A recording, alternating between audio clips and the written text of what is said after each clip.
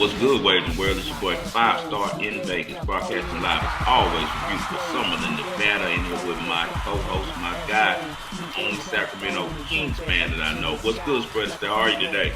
Well, I'm doing great, man. NBA season's in full swing. The only way life could be better is why did we not have an NBA red zone? Mm, I'm already sick of that league pass jingle. Do, do, yeah, do, do, do. I hadn't heard it for so long, and I'm literally already sick of it. I remember I would not a lot of times I would listen to music and just have two TVs on and not listen to the announcers. And I'm like, I'm going to do a better job of listening to the local announcers this year. I can probably pick up nuggets.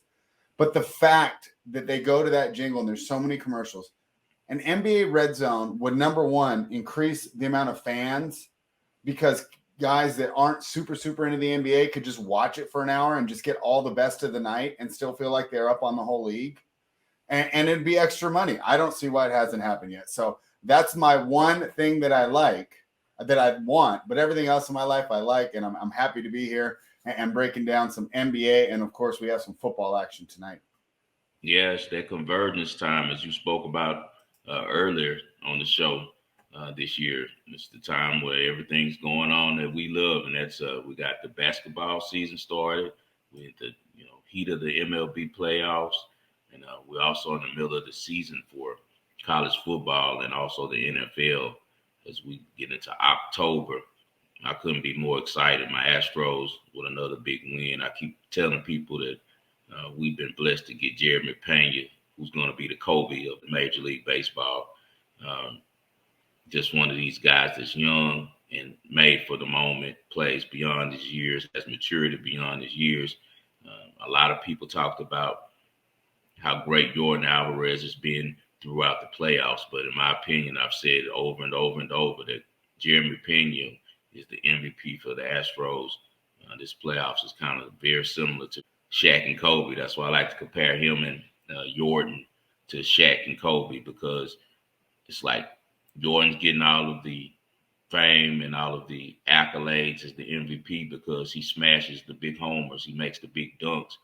But Pena, much like Kobe did in those early championships, does all of the little things. You're a real sports bettor or a real fan of sports, you can see, and that's the big baskets when they're needed, the big hits when they're needed, the right assist when it's needed, the big walk when it's needed to give Jordan an assist to be able to hit a home run that'll put the Astros ahead.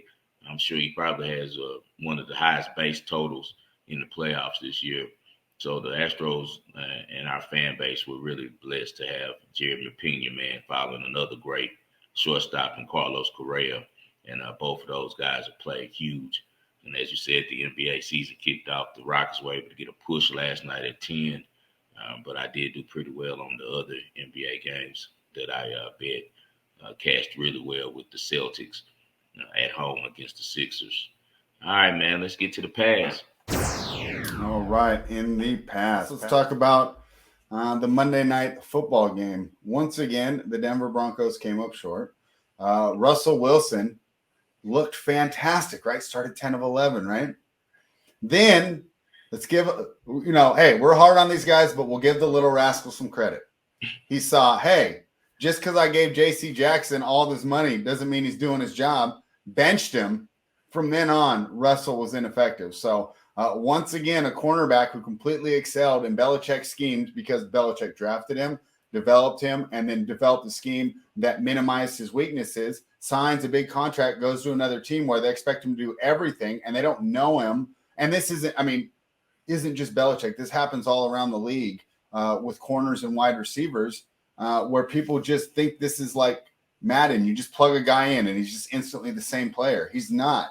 And so give the little rascal some credit. They switched that up. Then, of course, have you seen that before where the guy pushes the blocker into the punt returner, causes the Broncos to lose, causes the Broncos to cover, though, which was something that we had talked about and we were pretty excited about. It was one of those bets where it was like, I don't know how it's going to happen, right? I can't tell you pregame the matchup advantage that the Broncos have to cover this game, but I know that it's going to happen.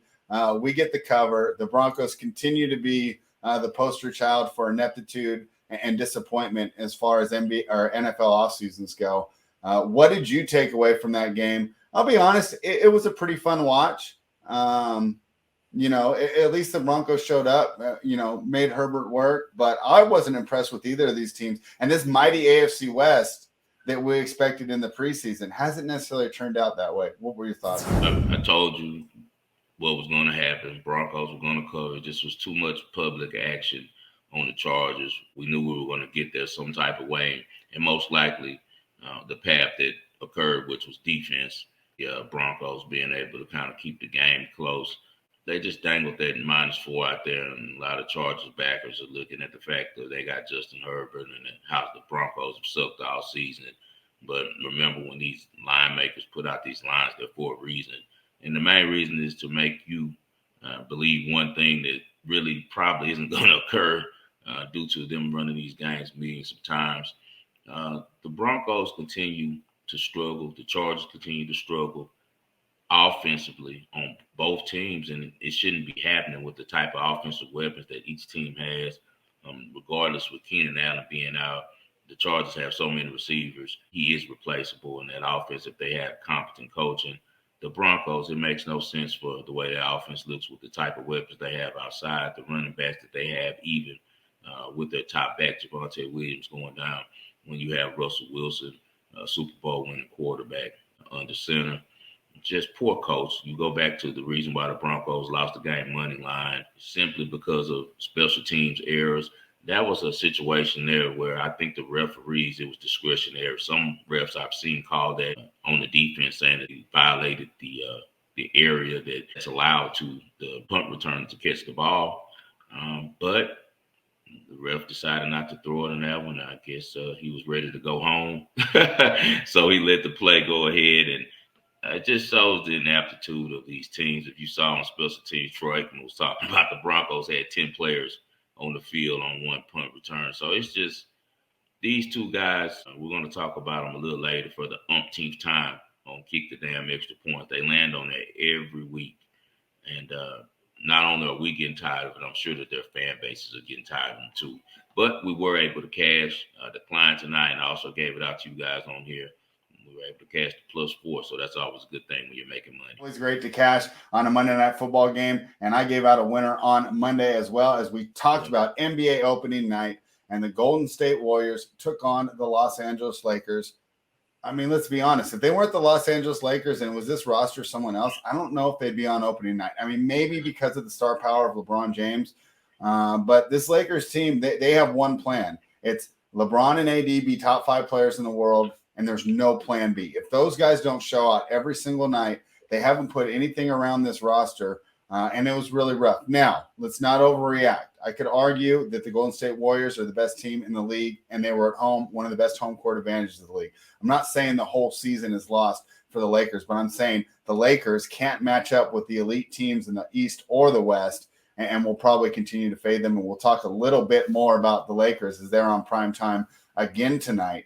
I don't know, man. It could end up being a rough watch for us all. Right? It's like the Broncos being on prime time all the time, right? Yeah. Did we really need to do this? So let's find out tonight if they can fight back. Obviously, we know that one of their stars has a ton of pride, and his name is LeBron James, and Anthony Davis is on the team. At this point, you got to believe that LeBron's only thinking about passing Kareem Abdul-Jabbar and just getting every record that he can get so he can be in the GOAT consideration with Michael Jordan, because he cannot be happy at all with the lineup that he's running out there with. He's trying to be a good citizen, and he knows that people always talk about how he runs the team and is the GM. So he's trying to say the right things in practice and after practice and say the right things at the interviews. But after the game, he made a great point. He was like, man, it's like Brady, he didn't have anyone to go over top to. Every route had to be a short route. That's what I'm working with. But he said, but Brady still was able to win like that. So he's not making any excuses, which is a good thing. You couldn't expect anything different from a legend like LeBron. But he's going out there with a really, really limited arsenal. I tweeted that anytime you see Lonnie Walker, Patrick Beverly, and Russell Westbrook in the starting lineup, it's a fade for me. That team is going to be the worst shooting team in the NBA this season if they keep the constructed team that they have currently. LeBron made a bad bet when he bet on AD, but as you know, he owns that agency. Everyone knows that it quietly. I don't know how they pull it off, but he's in there with the NBA like that. But his boy is AD's agent. I'm sure that LeBron helped him with some startup money with that whole agency thing. And that's okay. That's not affecting the NBA or anything. Many NBA players have had a lot of power and pull in the league, none more than Michael Jordan. But LeBron bet on AD being the guy that was going to help him catch Jordan or surpass Jordan, and it has not worked out for him at all with betting on AD. And a lot of people from New Orleans would have told you that that was a bad bet. AD is a great player when he's at full strength, but when he's at full strength, he's one of those guys that don't work out hard in the offseason. He's another guy that did not, kind of like one of those WTA players like Keenan that won a major and did not respond well. After he won the finals ring, when they got that cupcake ring inside the bubble, he has not been the same guy ever since. He's never looked the same. He doesn't even appear to have the same type of athleticism. He always looks overweight now. His game isn't aging well. So LeBron attaching himself to AD has really destroyed the second part of his career that he was trying to attempt to have in LA. Steph Curry is going to continue to dominate him.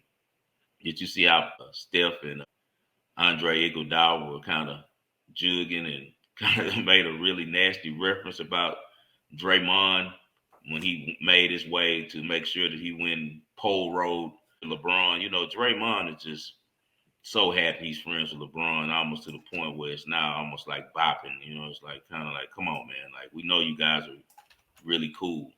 You don't go out to another player on another team during the game, and have your little conversations, whatever. It's just not proper sports etiquette, and Steph is really getting tired of his mess. I seen him when Draymond first came back. He went down the line shaking everybody's hand, and Steph's back was turned on him.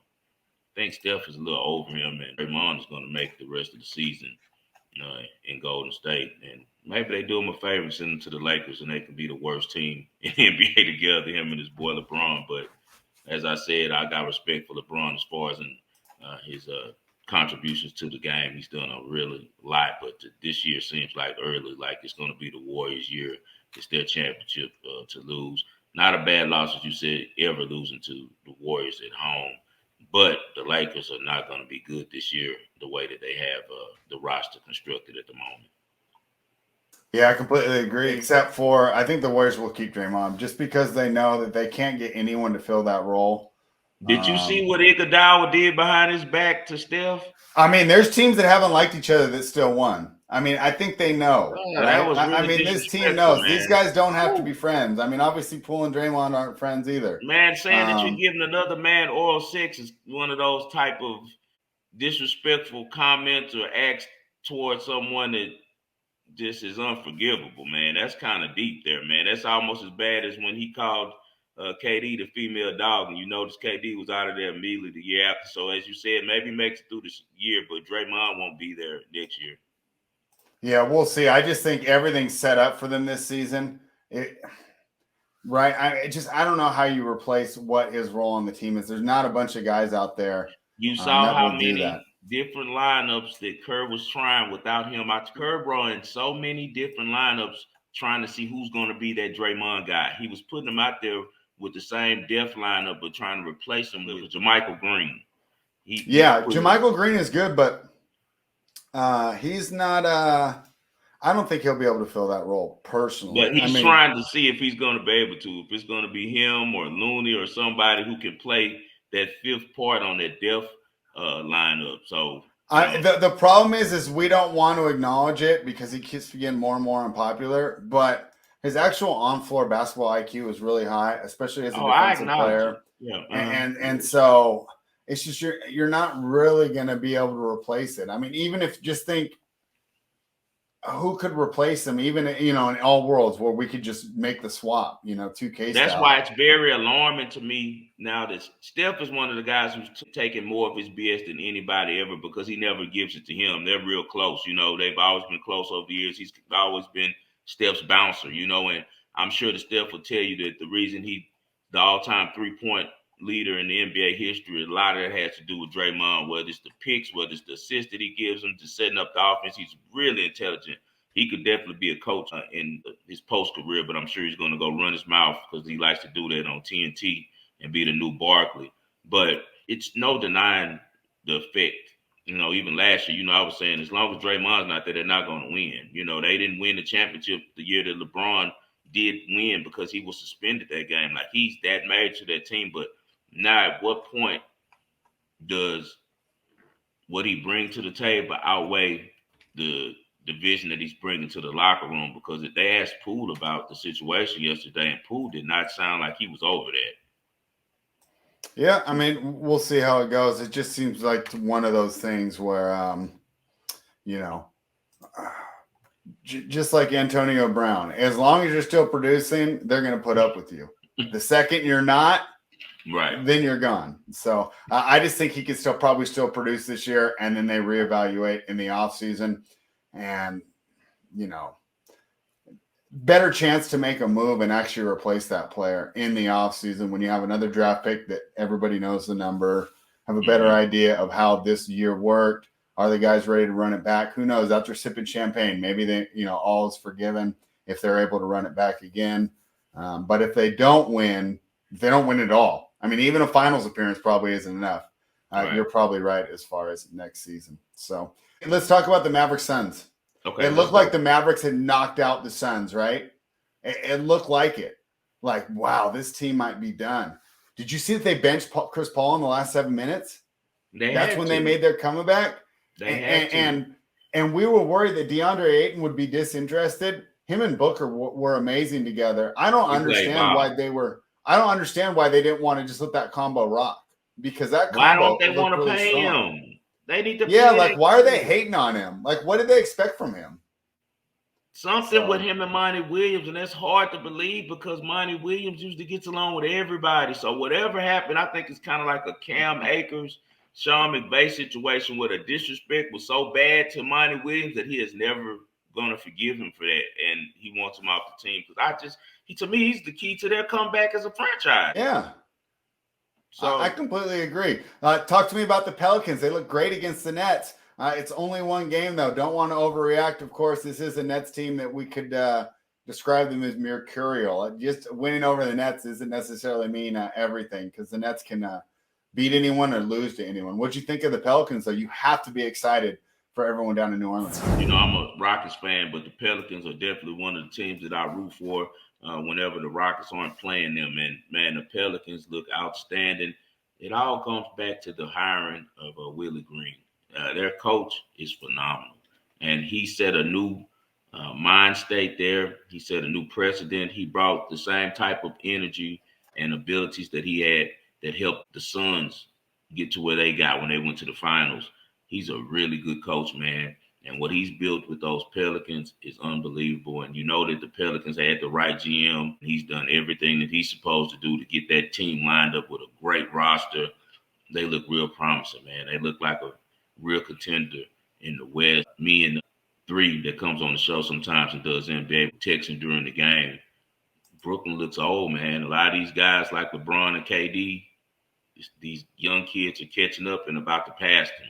They're about to do the things that they did to their heroes. I mean, LeBron and KD are almost the same, though. They look fine. KD looked great. I think he had 32 in 32 minutes, right? I mean, he can still do it. It's just who do they do around him? They traded him away. They made bad trades. What did the Lakers do? They traded KCP, great defender. Kuzma, good two-way player. Everyone they drafted hit. Everyone that the Lakers drafted hit. And the Nets did the same thing for Harden. Imagine if he still had Jared Allen and Spencer Dinwiddie with him, right? Yeah. I mean, this team looks way different. They gave away these assets to bring in these stars, and it just doesn't work. It's still a team game at the end of the day. NBA Twitter won't let you think that. They think it's right. LeBron versus Steph. Like, it's a one-on-one game. We're spoiled with this, Spread. We all remember when KD and more LeBron were good enough and their talent was so different in the NBA and their abilities were so much better than other teams that they were playing, that they were able to lift up pretty much anybody they threw out there around them and still win these type of games. Now they can't do that, and that's why I say the aging comes. You know how it goes. Like you, at one point, and Giannis's day is coming too. He's the next one that's going to have to, deal with all of these minutes he puts on his body. How he gives so much energy on both sides of the court. We know young LeBron and how he played. LeBron was everywhere, man. Like he played defense, he assisted, he rebounded. Westbrook, same way. They did everything they could on the court to win.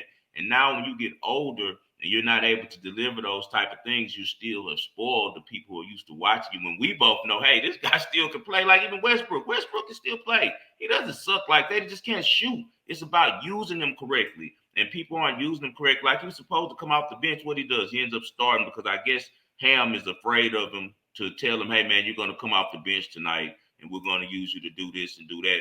Whereas you see the Rockets, for instance, made a move by putting your guy, Sengun, on the bench, and he's coming off the bench, and he's going to work really well on the second unit, but strictly because the Rockets coach is smart enough to know that they need Bruno Fernando out there to play the rim protect, and to play defense, and hustle and things like that, because we got enough scoring. So Sengun can come in with the second unit and do his thing. The Lakers, and as well as the Nets, they did a horrible job of constructing talent around these guys, young talent that can help them, man. Terrible job on it. I hope LeBron isn't the one who got that trade going. A lot of people saying he did because Anthony Davis cost them a lot of those young players. But the Lakers literally did not miss on one draft in the last probably 8 years. Every guy that they picked up, from D'Angelo Russell to Kuzma, to Hart, to anyone you name who came through that would be helping them more than anything on that roster right now. And they don't have any of those guys. Yeah, completely agree there. So, yeah, those were my three main takeaways from the NBA. Now let's jump into the present.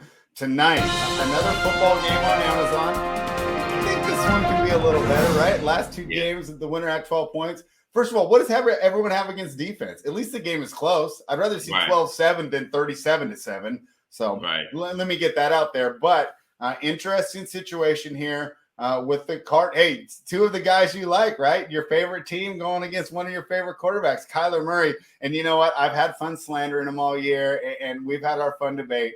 But I think I'm going to have to put that bit in the bag for the next 4 or 5 weeks, because I think DeAndre Hopkins is going to mean so much to him coming back. He's looked so good with Hopkins out there. It just gives him so many options, and he's a guy that can get open on routes. And even if he doesn't get open, he wins more than 50-50 balls. It's not a 50-50 ball when you throw it to Hopkins. It's a 70-30 or an 80-20, because he knows how to use his body just like a basketball player, and he can make catches even in coverage. So it's hard to cover him, and even when you do, he can still make a reception.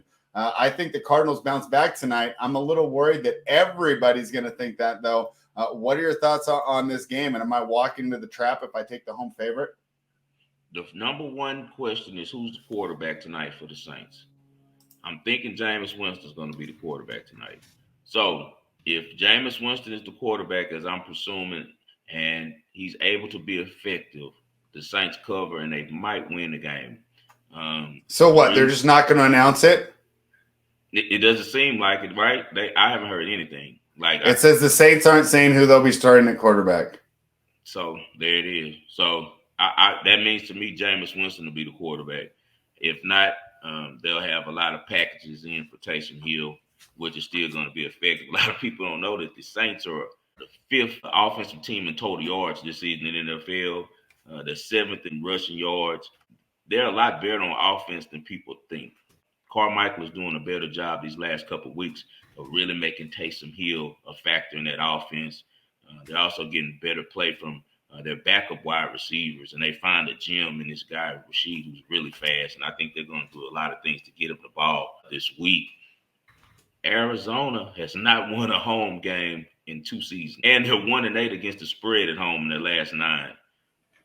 I just think the Saints come out hungry. I think the defense finally responds and plays the type of defense we've been expecting from the Saints, and I think, as usual, Arizona, with its slow start, it gets behind early, and it's hard to catch up as the game continues, with the Saints being able to be effective moving the chains by running the ball and running safe plays to keep the lead and keep Arizona off them. So I'll be on the Saints tonight, man. I think that 2 with Arizona is a fishing hook. They're trying to catch some bass, get some of you guys. It's out to 2.5. Like I said, people love Arizona here. That makes me love the Saints. It's not going to take me a lot to bet against Kyler Murray. I'm not as high on Yeah, the him as Saints you. defense plays good tonight. I was talking to some guys in our Who That Nation on Twitter, and they were a little upset with me because I said Demario Davis is taking a step back this season, and they were saying he's still PFF ranked as one of the top 5 linebackers. But I've seen him miss some tackles that he doesn't miss. And more about I'm used to him quarterbacking that defense so well that he's on every check and on every play that the other offense is doing, so that they're dominating. I don't know if he's having enough time to watch film now. Maybe some life changes have happened around him, but I need Demario Davis to be baby Ray Lewis like I'm used to seeing out of him the last couple of years, where he's so smart and defensively that he has the Saints on everything. I need Tyrann Mathieu to step up and play for his home team better than he's been playing, because he's missed way too many tackles. Everybody's missed C.J. Gardner-Johnson, who's really shining in Philadelphia, simply because Mathieu has not lived up to his expectations, and hopefully he's able to play better tonight. As I said, I like the Saints, man. The Saints are sneaky good on offense, and as I said, I can't bet the Cardinals at home, especially can't ride with the public when I know line makers are putting that number out there for a reason. All right, talk to me about Major League Baseball. What's going on the diamond tonight? Yeah, man, we got the Astros with Game 2 tonight. Framber Valdez will be facing against Severino for the Yankees. And I'll talk about that game a little bit more on the Ball and Parlay. I'm actually going to give out a play on that one. But Jeremy Pena's been outstanding for the Astros. All right, let's go to college. Now, who do you like here between Virginia and Georgia Tech? Everything's pointing toward taking Georgia Tech. Tony Elliott, who came over from Clemson to Virginia, has struggled this year, especially on the offensive side of the ball, with getting that team together. And they came in the preseason being one of the more touted offensives in America. They had Brennan Armstrong coming back, who was really a good quarterback last season under Bronco Mendenhall, but he's really digressed this season, man. He's throwing a lot of interceptions. He's really made his NFL stock drop. I don't know if he doesn't personally like Elliott, or Elliott's just running plays that don't coincide with what he does, because Elliott's an OC. He came from Clemson calling plays. Maybe he had his stepdad Dabo. Maybe Dabo was doing more offensively than we thought over there. But Elliott got the job to Virginia from Clemson for being an offensive coordinator and an offensive mind. But I haven't seen anything offensively impressive with Virginia. Georgia Tech is a team that's trending up, while Virginia's trending down.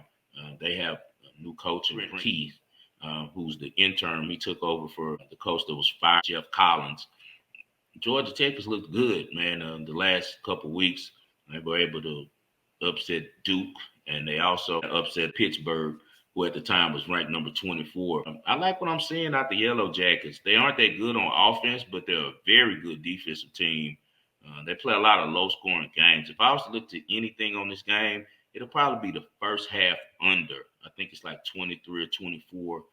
But for the game, I take Georgia Tech, probably -3. I think Georgia Tech defends home. A lot of bets on them, so that does worry me. I don't know if I'll be playing the game at all, but schematically, I got to go with Georgia Tech. I just like what Brent Key is bringing. He was an offensive line coach for the Alabama Crimson Tide before coming over to Georgia Tech, and he's brought a new vision to that Georgia Tech team, and the kids are really responding a lot better than they did to Jeff Collins. So take Georgia Tech if you're going to play a side. I'd lean that side -3, but I also like the under first half on that game.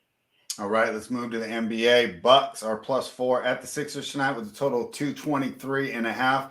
I'm going to break that game down during the Ball and Parlay, so I'll save it for there. But give us your quick thoughts on Philadelphia hosting the Milwaukee Bucks. I'll be tuned into this game. It's a national game, so it's the ESPN game tonight. I doubt I'll bet it except for live. My take on both teams, we haven't seen the Bucks this season, but we do know that they're without Chris Middleton, and Chris Middleton is a major component to that team.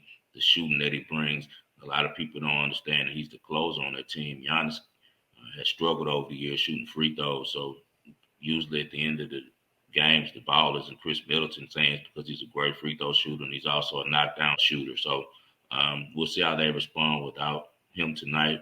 I like what I saw at the Sixers. It's just the Celtics are a good team. They were able to clamp them down. I think Embiid has a much bigger game than he had last game. And it looks like James Harden it's looking like the old James Harden. Of course, Tyrese Maxey is one of the up-and-coming stars in the NBA. He's always a joy to watch. So I'll be really thrilled to watch this game, and I'll also be excited to hear your breakdown about it a little bit later. Clippers -6 at the Lakers, but right, basically a home game, just different colors in the arena. Yeah. What are your thoughts on that one? Too much money going to be on the Clippers, man. I know, huh? It opened at 3.5. I should have bet it this summer. I just... I don't know, man. I'm another one. I always like betting NBA live better, but I did bet the Warriors before the game -7 and the Celtics -3 before the game. But I could have hit a nice money line on the Celtics if I would have waited. I definitely will be waiting on this game. Maybe the Lakers go down big early, or either the Clippers get down big in the first half. But for some reason, I think this game is going to come down to the last possession and be really close. I don't think that, as we talked about off air, that the NBA is going to let LeBron suffer like this. They got to give him a couple whistles tonight because his brand is identified with the NBA, man. He's on every commercial. You know, you saw the commercial he just did. He's going against Father Time. I don't think he's going to win that one. But LeBron, you know, is one of those key figures in the league. And I just see he might get a whistle tonight or two. Yeah, I wouldn't be surprised to see that there. Let's move to the future. We'll start with you. You got a couple Rookie of the Year tickets. Yeah, you know I'm a homer on this one. I love my Rockets, and I like Jabari Smith at +850 and Tari Eason at +830. I know Banchero had a great game last night. He did something I think they said only LeBron and somebody else had ever done, going 25-5 out the door, and he's going to get a lot of opportunities. But what I like about Jabari Smith is his durability, for one. And second, he's getting the most minutes out of all of the Rockets early. He's already that guy who can't come off the court in the opinion of their coach. So he's going to get a lot of opportunities and chances. And who's not getting a lot of opportunities is Tari Eason. If Tari Eason can get some opportunities, he can put himself in this conversation. This kid was a steal in the draft at 17. He definitely was a lottery pick, man. And somehow he slid into our hands, and we're really grateful that we got him. And I think at +3,000, if he ends up sneaking into that starting lineup some type of way and getting more minutes, you're going to know his name pretty soon because, one, he's a great defensive player. 2, he plays really well in the open court and can finish well. And 3, he's becoming a knockdown three-point shooter. He just needs minutes, man. He's very impressive, man. And he can do the same thing that the Raptors rookie did last year, kind of put himself into the conversation by having solid play throughout the season on both ends and equating the wins, and guys starting to see how effective he is on not only just the offensive side, but his all-around game, kind of like Barnes for Toronto. So I do like Tari Eason as a long shot. I'm not telling you to put your life savings on it. Put $50 on it. $50 wins $1,500 on Tari Eason. $50 wins you about $375 on Jabari Smith. So that's what you want to do. Have a little dog in the race in case something does happen with Banchero. We don't know if he, might unfortunately have an injury or something, or other things might happen when he might have a bad slump or something. We've seen this before, like when Zion came in with all the hype and still Morant was able to win the Rookie of the Year. Yeah, I mean, it's always tough, right? Because that +800, your implied probability is 11.1%, which means that, it hits 12% of the time and you made a profitable wager, right? So it's hard to necessarily argue against you. But right now, in my mind, it's one game. Okay. Yeah. So don't clip this up in January. But after the first game, it seems to me like Banchero's to lose the idea that the number one pick is always going to get, if it's really close, they're going to probably side with the higher draft pick, which is pretty normal. He had over 20 points, over 5 rebounds, over 5 assists. First rookie to do that since LeBron. All eyes on him. He seemed to be the best player on that team already there with the Magic. Looked just as good as Cade Cunningham in his first game. So that's my concern there. But once again, I always have to say it when people give out these long shots, look at the implied probability, right? Just because I think Banchero is going to win doesn't mean I don't think that you have a good ticket in your top pocket.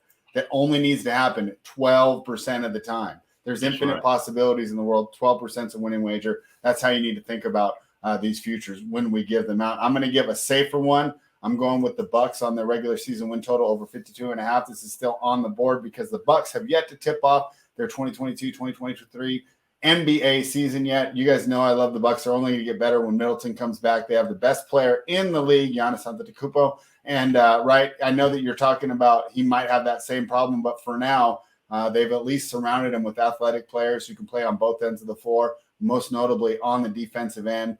They've done a pretty good job of just getting solid basketball players, right? They might not jump out of the gym or do anything really, really impressive, but they usually can knock down their shots and they can provide adequate defense, which gives Giannis the lane to go ahead and be the best player on the floor and get that win. So I expect big things from the Milwaukee Bucks. The concerns and the reason why this total is so low when you're looking at a team at the caliber of the Bucks is, of course, injuries.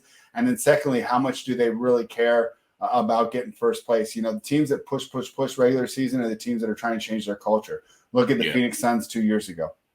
Right. I mean, you need to keep pushing because you've been a lottery team for the last 5 years. This regular season means a lot. When you're the Milwaukee Bucks, you're going to be graded on your playoff performance.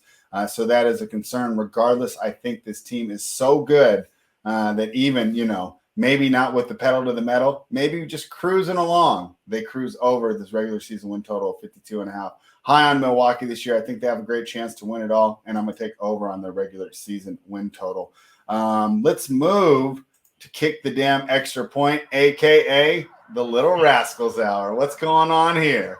Man, the Little Rascals of Monday night. That's what we're going to call this thing. We just got to put this one on Nathaniel Hackett, on his boy, the one and only, your guy. My guy? He's not my guy. I'm not high on Staley. Your guy to put on, kick the damn extra point. Oh, okay. Okay. Yeah. He's definitely my guy. Hey, this guy, Brandon Staley, could be on here every week. He just doesn't stop. And this is the thing that bothers me so much about both these teams.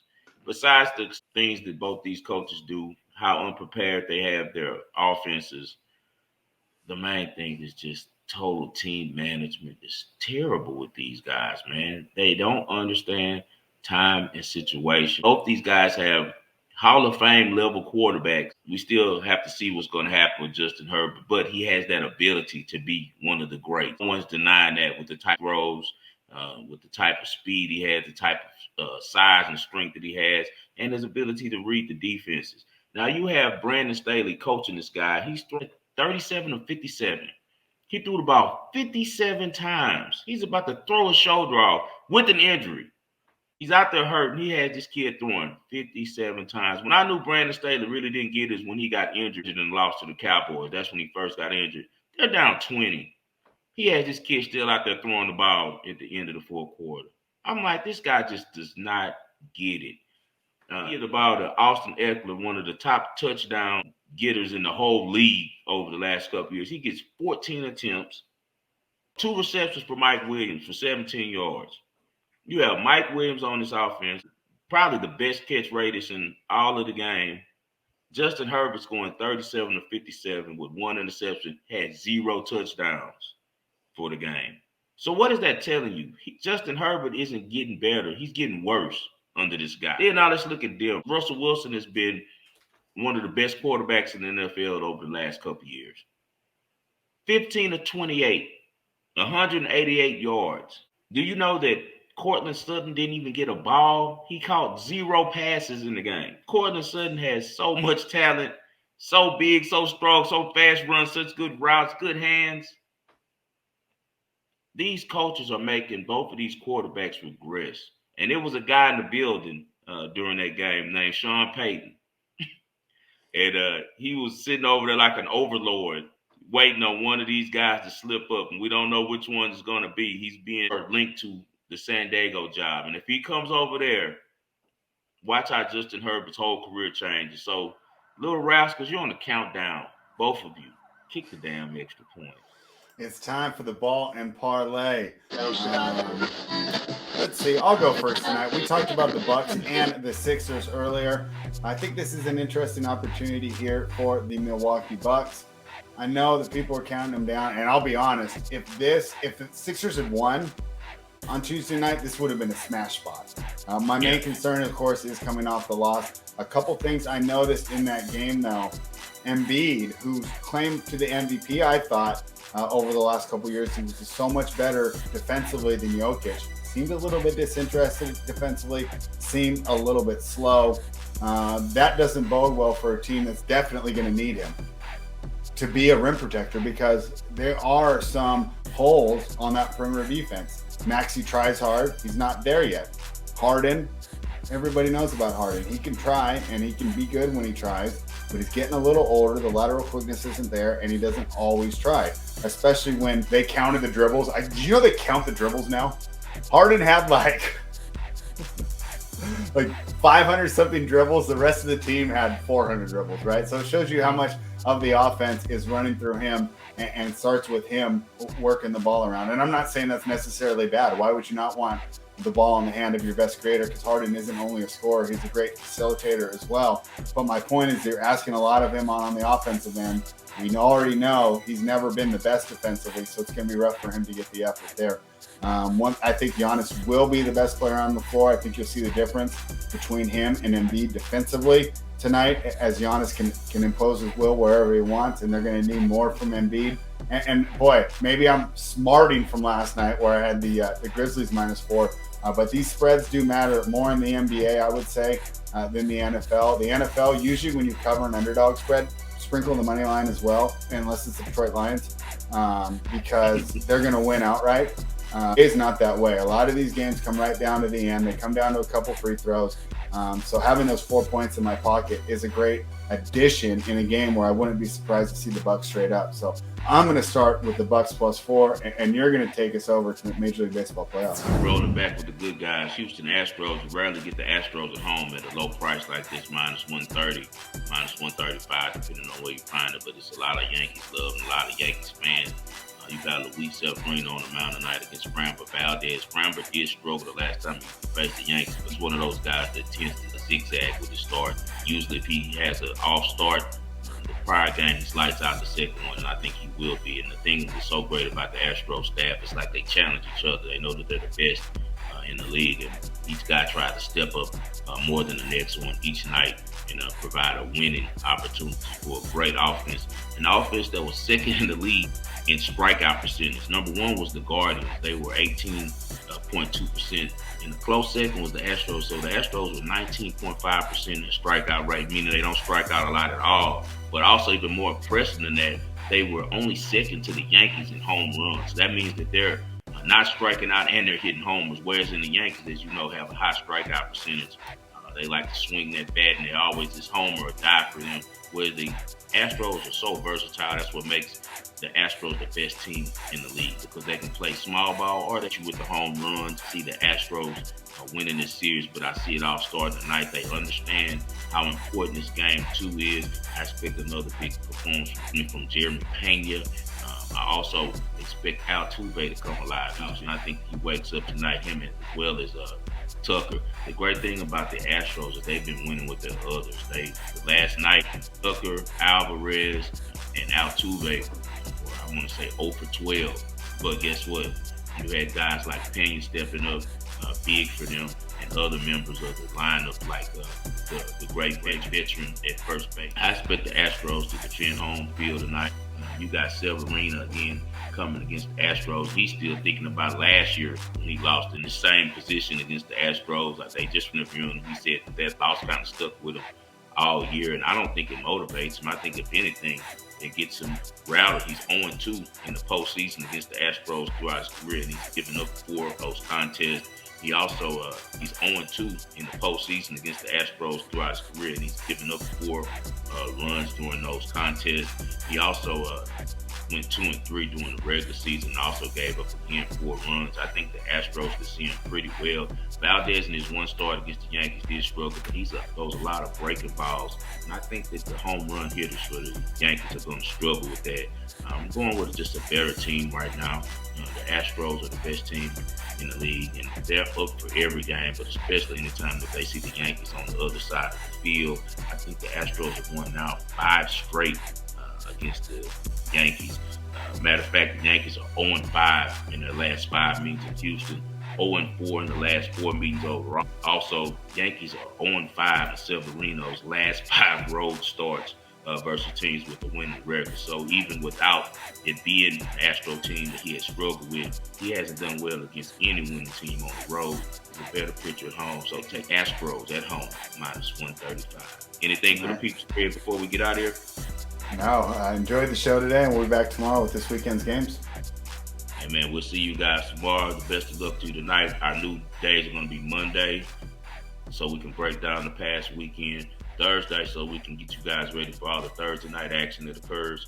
And then on Friday, we'll get you guys set for the weekend. So we'll talk to you guys tomorrow. Best of luck to you all.